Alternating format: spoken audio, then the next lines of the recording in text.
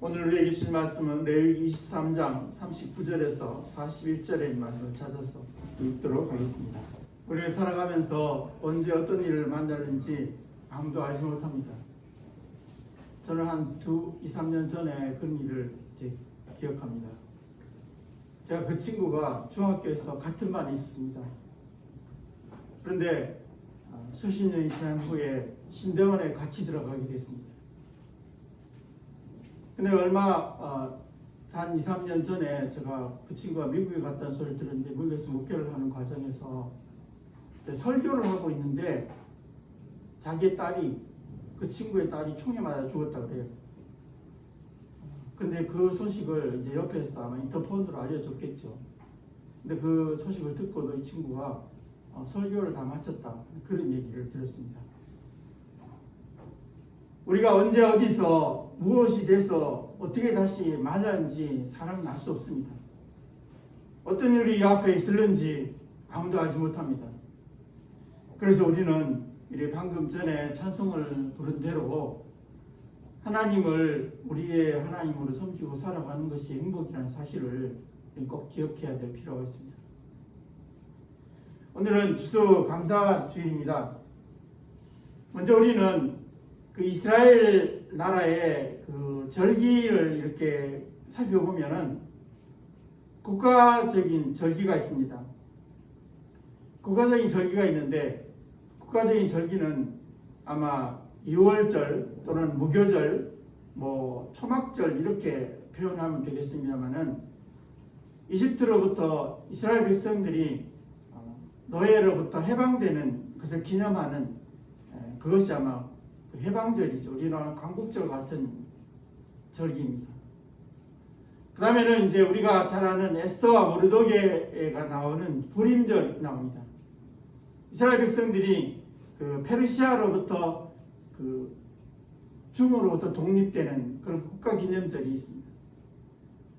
그 다음에는 그 후에 헬라 시대에 와서 수전절이라는 것이 생겼는데, 알렉산더가 죽고 나서 좀 시간이 흐른 다음에 그때 당시에 근동 지방을 4개로 나누어서 주었는데, 그 중에 한 부분을 다스리던 그 사람들이 이스라엘 나라에 들어와서 이스라엘 민족이 이렇게 그 하나님을 섬긴다는 사실을 잘 알고, 그 다음에 이 사람들이 돼지를 아주 싫어한다.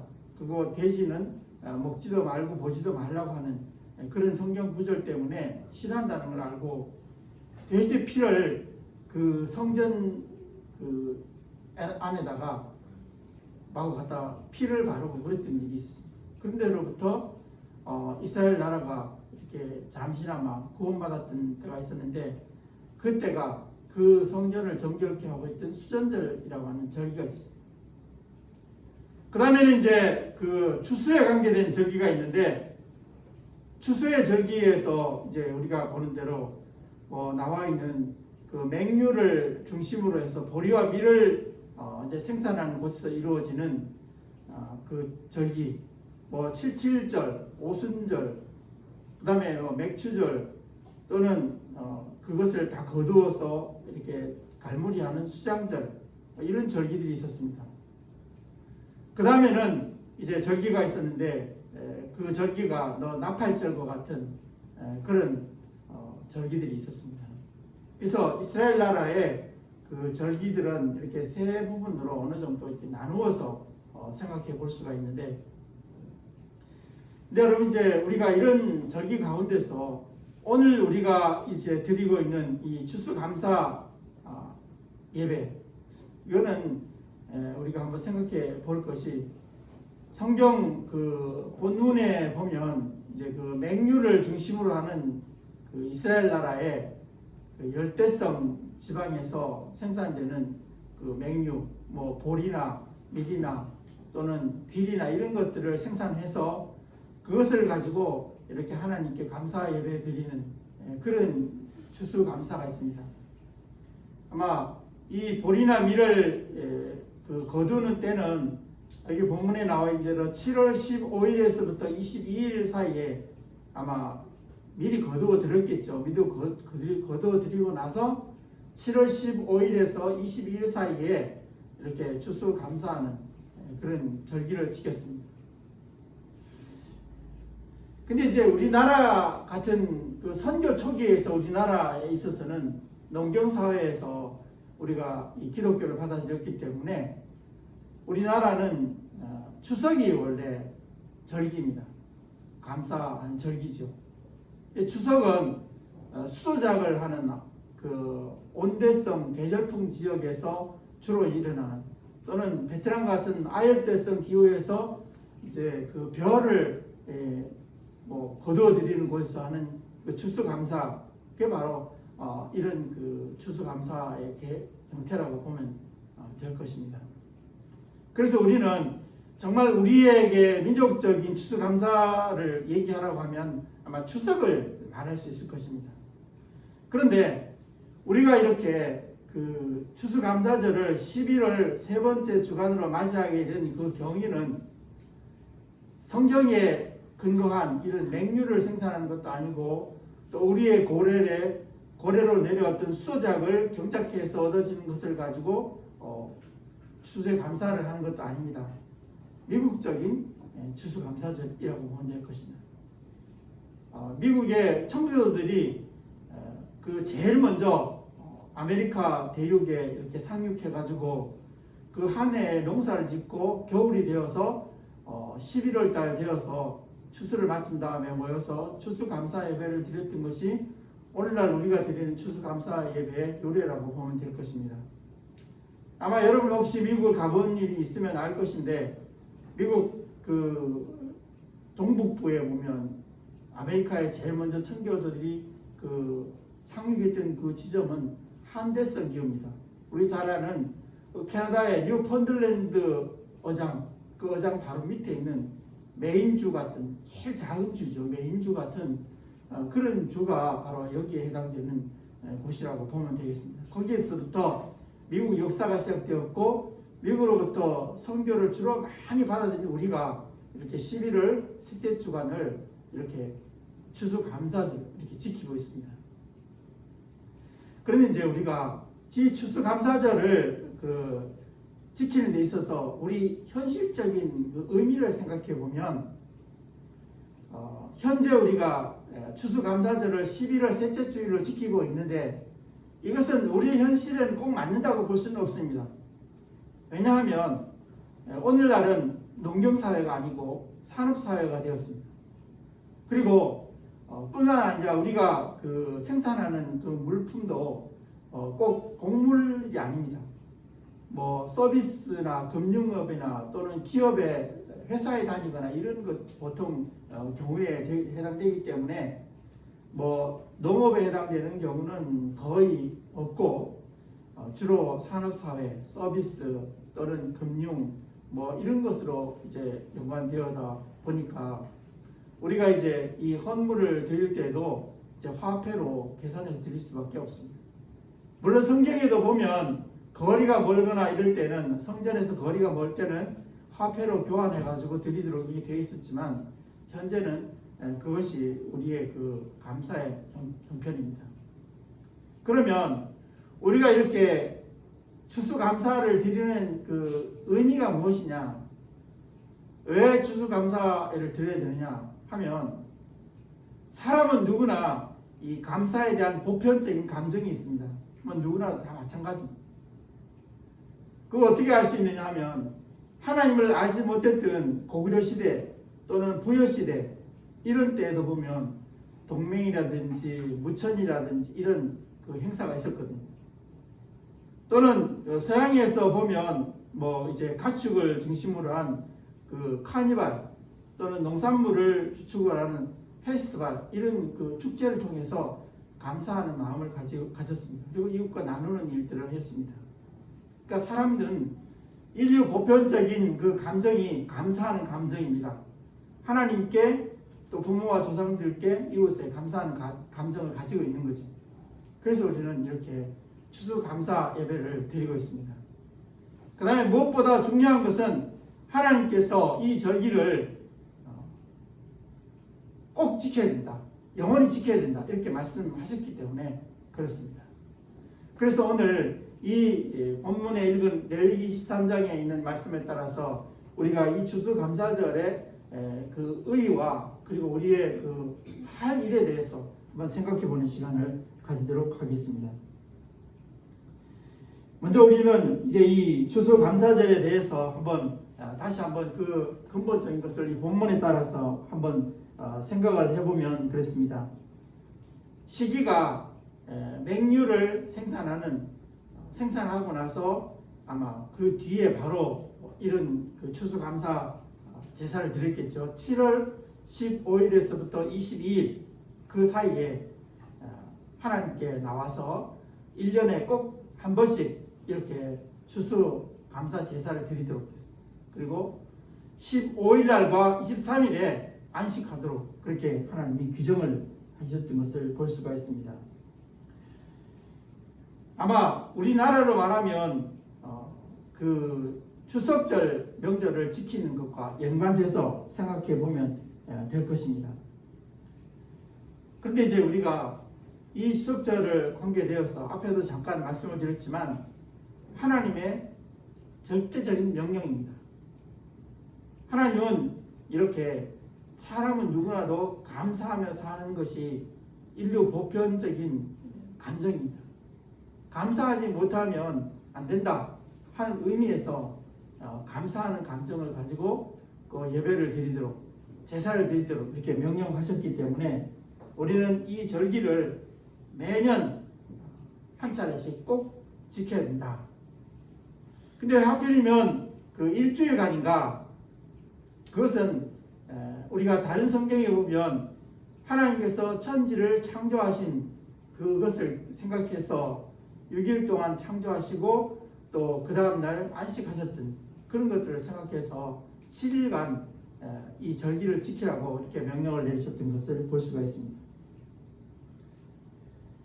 그런데 이제 우리가 먼저 이 말씀을 나누기 전에 한번 생각해 봐야 될 것이 있는데 그것은 뭐냐면 우리는 감사가 인류 보편적인 감정이라고 말을 했는데 불평도 또한 인류 보편적인 감정입니다.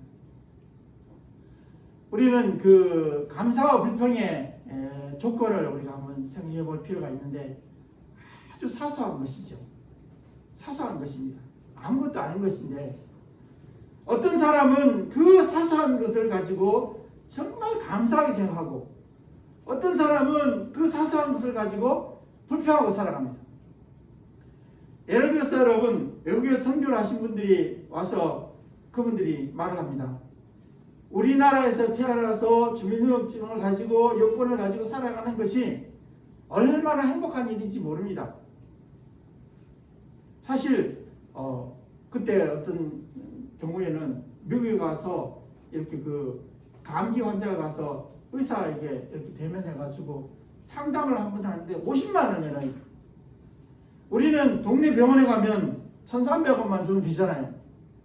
병원에 갈 수가 없어요. 죽어도 병원에 못 가요. 그런데 우리가 이런 나라에 살고 있는 것에 대해서 감사한 마음을 가져야 된다. 그 선교사님이 그런 얘기를 하는 것을 들었습니다. 그런데 반면에 우리는 이렇게 살면서 헬조선 여기 한국이 지옥이다 이거죠. 그렇게 생각하고 살아가는 사람도 있습니다. 우리는 그 행복과 감사라고 하는 것이 그 조건이 뭐 많고 적고 그런 게 문제가 아닙니다. 그 사람의 마음속에 있는 것입니다. 아무리 태산같이 쌓아줘도 불평하는 사람이 있는가 하면 작은 것에 감사하는 사람. 우리는 그 아프리카에서 이런 그 자선단체에서 나오는 광고를 이렇게 보면 그 흙탕물을 아이가 그 2살, 3살 된 아이가 흙탕물을 안 먹고는 사람이 수분이 없으면 죽으니까 그 흙탕물을 이렇게 마시고 사는 것을 볼 수 있습니다. 그 흙탕물을 떠가지고 9살 된 어린아이가 수십 킬로를 맨발로 걸어서 그래서 자기 집에 가져다가 그 동생들을 먹이고 그렇게 하는 그런 광경들을 우리는 선전에서 많이 보고 있습니다. 우리는 어떻습니까? 우리는 수돗물을 틀어놓으면 시시때때로 아무 때나 뜨거운 물, 찬물 막 나오잖아요. 그런데 이렇게 물을 먹고 이렇게 하면서도 불평불만합니다. 참 우스운 거죠. 사람이라고 하는 것이. 그래서 불평과 불만의 그 조건은 그냥 생각하기 나름인 것이죠. 그저께 어떤 분이 그런 말을 했습니다. 우리나라가 지금 얼마나 세계에 잘 살고 있는지 우리나라 사람들만 모른다는 거예요. 다른 나라에 가보면 프랑스 파리에 가가지고 지하철을 타본 사람, 거기에 프랑스 사람이 와서 우리나라에 와가지고 한국이 얼마나 잘 사는 나라고 얼마나 깨끗한 나라를 모른다는 거죠. 그런데도 대해서 막 욕을 하고 별의별 불평과 불만을 다 내놓고 살아가는 것을 볼 수가 있습니다.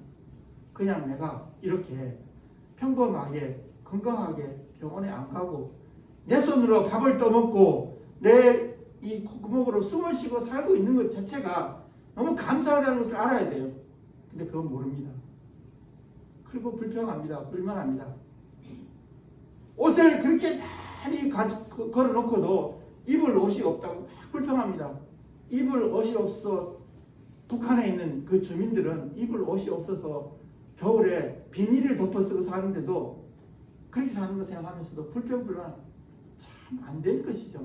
너무나 양심이 없는 그런 일들도 우리는 주변에서 많이 보고 있습니다. 근데 여러분, 이 불평과 감사에 있어서 성격이 있습니다. 그게 뭐냐면 하면 할수록 자꾸 늘어난다는 것이에요. 여러분, 불평은요 하면 할수록 자꾸 늘어납니다. 불평하는 사람이 계속 불평해요. 감사하는 사람은 언제나 감사하고 삽니다. 여러분, 감사하고 사시기를 바랍니다. 불평하면 한이 없습니다.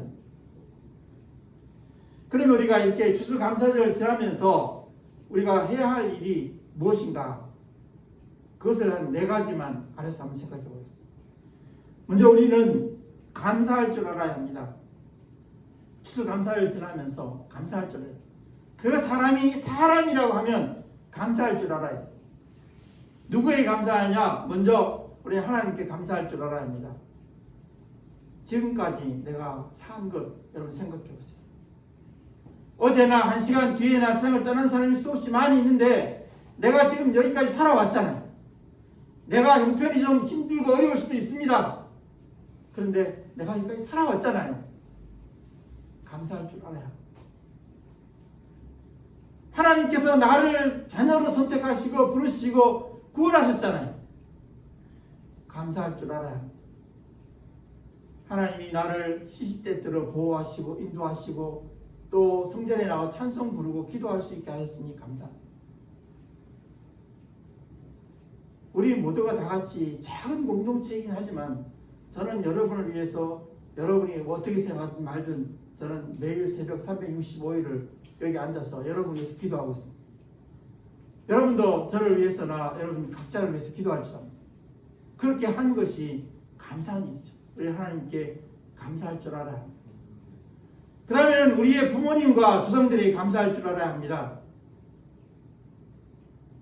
왜냐하면 나라든 사람의 존재의 근본이 조상들과 부모님 때문에 있는 거 아니에요.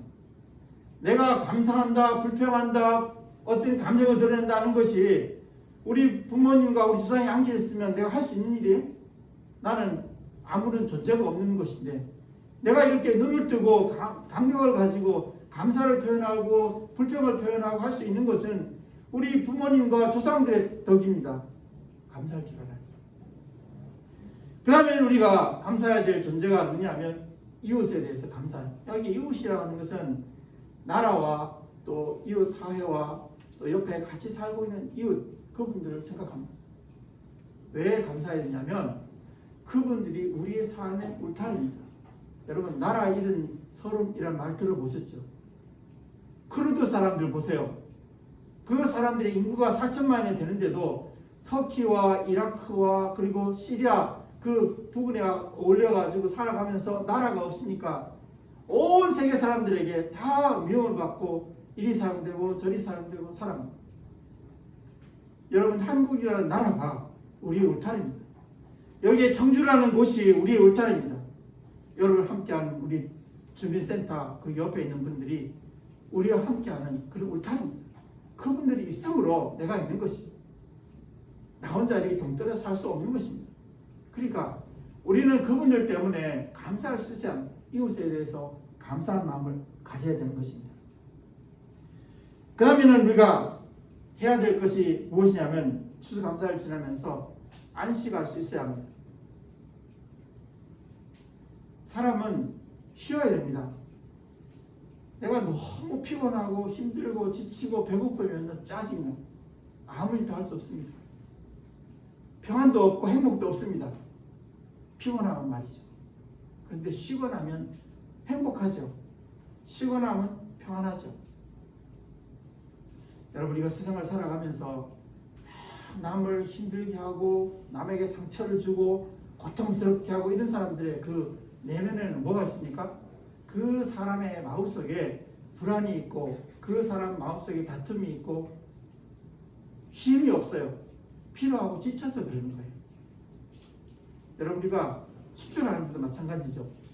우리가 자기네 나라에 없는 것을 수출할 수 없잖아요. 우리나라는 석유가 안 납니다. 그러니까 석유를 수출할 수 없어요.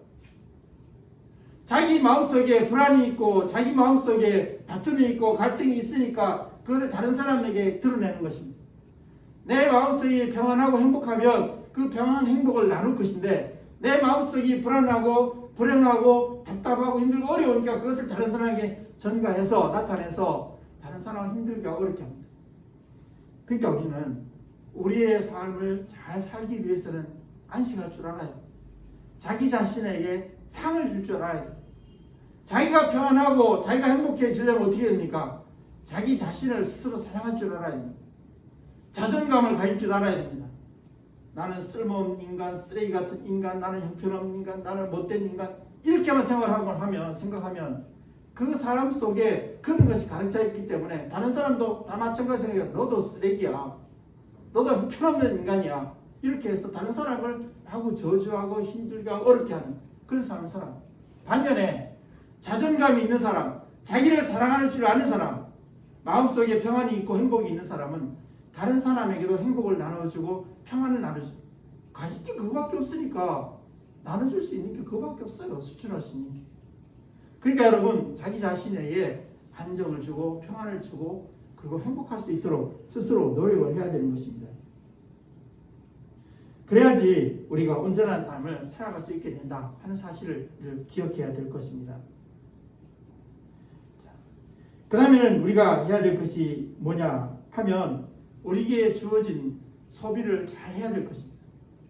우리에게 주어진 그 재화를 가지고 사용을 잘 해야 됩니다. 먼저 우리가 이 농업사회에서 생각을 해보면 먼저 해야 될 거 뭐죠? 내가 추수를 다 마쳤으면 해야 될 것은 뭐냐면 내년도를 위해서 종자를 마련해 둬야 돼요. 종자를 다 떨어버리면 없으면 내년에 땅만 가지고 곡식이 나옵니까? 안 나오죠. 종자까지 다 없애버리고 난 그 사람은 희망이 없어요. 살 수 없어요. 종자는 항상 준비하고 있어야 돼요. 제일 첫 번째. 그 다음에 두 번째로는 11조를 하나님께 드려야 돼요. 왜냐하면 하나님께서 우리에게 그것을 약속하셨기 때문에 그 약속을 믿는 우리가 11조를 드려서 하나님께서 우리에게 쌓을 곳이 없도록 채우시는 거 아닌가를 두고 보라. 채울 줄 알아요. 이것은 세금은 아닙니다. 여러분, 헌금이라는 것을 세금이라고 생각하면 안 됩니다. 세금은 강제로 부과하는 것이 헌금은 스스로 자원해서 드리는 기쁜 마음으로 드려서 하는 것입니다. 그래서 그것을 통해서 하나님이 기쁘게 우리에게 베푸시는 것을 우리가 체험할 수 있어야 됩니다. 그 다음에 세 번째로 꼭 불효불급한 게 뭐냐? 우리가 물질을 사고 재화를 사용하는 데 중요한 것은 저축할 줄 알아야 돼요. 우리에게 미래가 있거든요. 그러니까 미래가 없는 사람은 저축하지 않습니다. 오늘 먹고 오늘 다 끝내버린다 이렇게 하지만 미래를 생각하는 사람은 계획에 따라서 참 힘들고 어렵지만 먼저 저축할 것을 떼어놔야 돼요. 그래야만 물질을 잘 사용할 수 있어요. 다 쓰거나 남는 거 저축하겠다. 다 쓰고 남는 거 없어요. 있으면 다 써야 됩니다. 사람은 누구든지. 미리 일정한 것을 그냥 눈 딱 감고 이렇게 저축해 놔야만 저축이 되는 것이지 아니면 저축할 수가 없습니다. 그 다음에는 우리가 그 재화를 가지고 사용할 때 우리는 꼭 계획적으로 사용해야 됩니다. 오늘날 우리 산업사회에 제일 문제가 되는 것이 뭐냐면 부분별한 소비가 문제, 계획이 없는 소비가 문제됩니다. 그리고 충동적인 구매가 문제예요. TV를 보다가 야 저거 좋겠네. 저거 사. 2중 3중으로 사가지고 쓰지도 안 하고 버릴 거 나지. 그러면 옷 한 벌을 우리가 만들잖아요. 그럼 벵글라데시 같은 곳에서 사람들이 옷 한 벌을 만듭니다. 임금을 하루에 1,000원을 받고 우리도 1,000원을 받고 일을 하는데 11시간 일을 합니다. 그런데 여기에 그 옷 한 벌을 만들기 위해서는 물이 뭐 40리터인가 50리터가 필요하대요. 염색약이 필요하대요. 그렇게 해가지고 사가져온 옷을 그냥 입지도 안 하고 그걸 쫙 걸어놓고 쓰다가 버리고 그러면 그걸 다시 폐기하는데도 또 돈이 들고 그것을 만들 때 염색약 들어가는데 그걸 부숴내는 물도 그것도 환경오염이고 그래서 온 지구를 망가뜨리는 거예요. 내게 필요한 것, 적절한 것 그런 것을 적당하게만 갖추어 입으면 내가 경제적으로도 유익하고 또 지구도 환경도 보호해주고 여러 가지로 유익한데 그거 못하는 거죠. 그냥 눈에 보기 좋은 대로 이거 싸고 저거 싸고 막 사다가 입지도 않으면서 가방이나 옷이나 또 이런 여러 가지 것들을 입지도 않고 쓰지도 않고 심지어 어떤 사람은 제가 어떤 서울의 성북동에 가보니까 지나가 왔는데 그 집에는 차가 5대가 있습니다. 쓰지도 않아요. 아버지, 엄마, 그 다음에 딸, 아들, 그 다음에 운전기사 다 차 하나씩 가지고 가요. 근데 쓰지도 않아요. 갖다 세워놓습니다. 그렇게 해서 문제가 우리는 소비를 잘 할 수 있어야 합니다. 그 다음에 이제 마지막으로 우리가 정말로 추수감사절 지나면서 꼭 기억해야 할 것은 뭐냐면 함께 나눠야 합니다. 작은 것이라도 함께 나눌 수 있어야 합니다. 우리가 살아가는 것은 나 혼자 잘해서 살아가는 게 아니에요. 이웃이 행복해야만 나도 행복한 것입니다. 이웃이 잘 살아야 나도 잘 살 수 있습니다. 여러분, 우리가 아프리카나 이런 그 저개발 국가에서 일어나고 있는 일을 보죠. 부의 불균형이 너무 심합니다. 그러면 내가 너무 배고픈데 어떡하겠습니까? 그 사람은 뺏어 먹어야지. 그거 보면 이웃이 잘 살아야 나도 잘 사는 거예요. 이웃이 건강해야 나도 건강한 거예요. 근데 그걸 알지 못하고 내 것만, 내 가족만 잘 살면 되고 부유하고 배부르면 된다. 이렇게 생각해가지고 자기 배만 불리고 자기 것만 자꾸 쌓아가면 이웃 사람들은 그 속으로 막 불평과 불만이 하늘까지 쳤습니다. 그럼 어떻게 됩니까? 폭발하면 혁명이 일어나는 거죠. 러시아 혁명처럼. 러시아 혁명이 기독교에 대한 혁명이잖아요. 러시아 정교회가 기독교였으니까 기독교를 뒤집어 엎은 거예요. 너무나도 아주 제정 러시아에서 이런 교회와 결탁을 해가지고 없는 사람은 너무 힘들게 하고 어렵게 하니까 그렇게 된 겁니다. 이웃이 행복해야 나도 행복합니다. 이웃이 잘 살아야 나도 잘 사는 거죠. 그러니까 우리는 나눌 줄 알아야 합니다. 나누면 기쁨과 행복이 2배로 나 혼자 먹으면 그게 뭐 임시적으로 배는 부를지 모르지만 그러나 나누면 그거 더 배부른 일이 더 행복한 일이 더 평안한 일이 생길 수가 있습니다. 우리는 추수감사절을 지나면서 감사의 그 기본 뜻을 잘 알고 또 하나님께서 우리에게 명령하신 바에 따라서 제대로 잘 감사함으로 인해서 우리 모두가 같이 행복한 건강한 평안한 삶을 살 수 있도록 해야 되겠습니다. 기도하겠습니다. 하나님 아버지, 이제 또한 추수감사절을 지나치면서 우리도 추수감사절의 근본 정신과 기쁨을 다시 한번 새롭게 여기게 하여 주시고 이제 우리가 즐거워할 뿐만 아니라 이웃과도 함께 나누고 같이 즐거워하는 지혜로운 삶을 살아갈 수 있도록 인도하여 주시옵소서. 우리 모두가 다 같이 평안하게 하시고 건강할 수 있도록 도와주시옵소서. 우리 나라가 모두 다 같이 건강할 수 있도록 평안할 수 있도록 행복할 수 있도록 인도해 주시옵소서. 빈부의 격차가 줄어들고 정말 배가 고파서 죽는 사람보다는 더 서로 나누는으로 인해서 다 같이 아름다운 삶을 누리는 우리나라가 되게 해주시고 또한 이를 위해서 애쓰는 우리 교회가 될 수 있도록 도와주시옵시기를 간절히 원합니다. 뿐만 아니라 온 지구상에도 이런 빈부귀천이 없어지고 또 감사와 기쁨으로 서로 나누면서 하나님의 그 추수감사 정신을 바로 기리는 우리 온 세계가 될 수 있도록 인도해 주시옵소서. 주님께서 이제 또한 이 감사절을 지나면서 내년에는 더 좋은 모습으로 더 나은 모습으로 우리의 삶을 살아가기로 다짐하는 우리들을 지켜 인도해 주시옵소서. 예수 그리스도 이름으로 기도하옵나이다.